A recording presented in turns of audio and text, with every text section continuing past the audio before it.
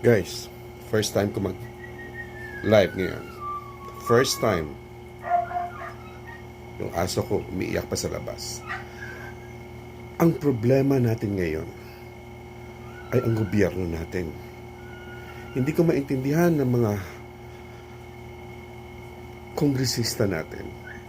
Bakit sila nagkaganon? Sana magtulungan silang lahat.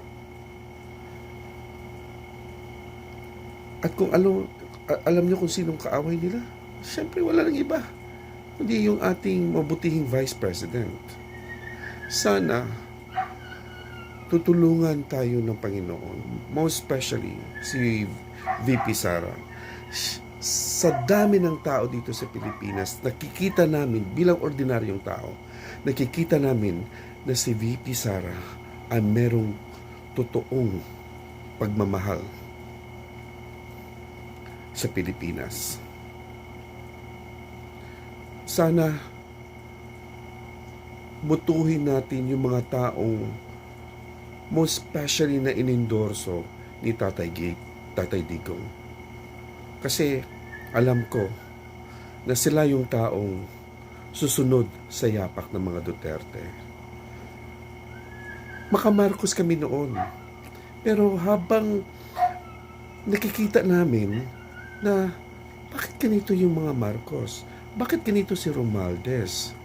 Bakit ganito yung mga kongresista? Sana maawa naman kayo sa bayang Pilipinas. Yung mga kaliwa, nakikita namin parang wala kayong pagmamahal sa Pilipinas. Gusto nyo ng gulo.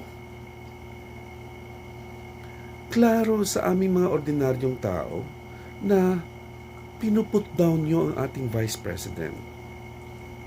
At alam niya noon pa na i-impeach siya. Ayaw namin maniwala noon. Pero totoo pala. At ang punot dulo niyan ay nasa Congress, sa Office of the Representatives. Masama ang loob namin bilang ordinaryong tao. Ayusin nyo naman ang pamumuno ng ating bayan. Kung may pagmamahal kayo sa bayan, hindi nyo i-impeach si Sara. Dahil alam nyo na si Sara, ang VP natin, ay mapagmahal sa ating Pilipinas.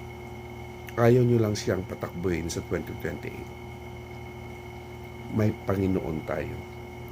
At ang Panginoon ay ang maghuhusga. Maliwanag yan. Sana